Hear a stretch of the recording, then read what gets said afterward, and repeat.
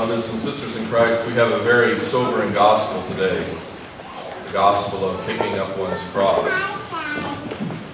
And this lesson from the Lord is one that follows a pattern throughout the New Testament. And that is, basically, you could put it as, like creates like. That is to say, what you sow is what you reap. And the Lord teaches us in many places this lesson. It's in the Lord's Prayer. Forgive us our trespasses as we forgive others. If we forgive others, God forgives us. In fact, he says, if we do not forgive our brother his trespasses, neither will our Father in heaven forgive us. Likewise, he tells us, you have to be merciful, as your Father in heaven is merciful. And that parable of the Last Judgment we heard just a few weeks ago exemplifies that.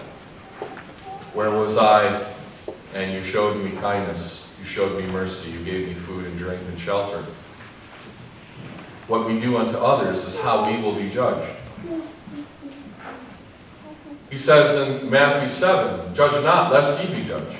And we are told, if we would judge ourselves, we would not be judged. This is also the same principle of like to like. That is to say, if we humble ourselves, God will see that and will not hold it against us. And so today we hear, take up your cross and follow me, with this caveat. He who is ashamed of me in this adulterous and sinful generation, of him will my Father be ashamed. Shame brings shame. If we're ashamed of Christ, and we're ashamed of the gospel, if we're ashamed of the cross, and we're ashamed to carry it, then we heap that shame upon ourselves. But if we show mercy and humility and forgiveness and love, we heap those things upon ourselves through God's grace, because he will show it forth on us. So like draws like, and what we sow is what we reap. It's very important. There are many people who are angry with God, they're angry with Christians, they're angry with the image and of the cross itself. They're offended by it. They feel judged by it. Let's be clear. We do not judge anybody. We only judge ourselves, lest we be judged, right? We do not judge anyone else. But the gospel teaches us very clearly that our actions judge ourselves. We judge ourselves by the choices we make.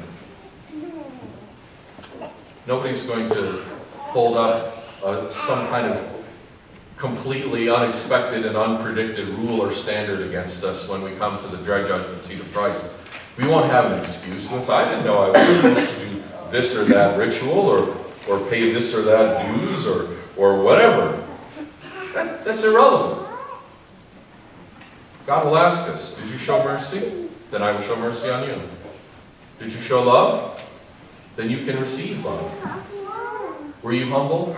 Did you humble yourself like a child? Then you can be called my child. Were you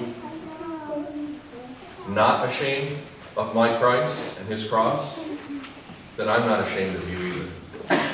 It's that simple. We judge ourselves by what we choose. Nobody will judge you. In essence, neither does even God. He lets you judge yourself.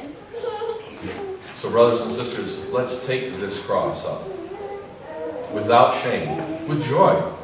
It's not pride, because it's the pride of humble pride, the pride of, I love my Lord. I'm proud of God for what he's done for me. That's not a proud in myself. It's not ego-driven. That's rejoicing. That's the rejoicing in what God's love has been revealed. Let's take up our cross and follow Christ. Let's not hesitate.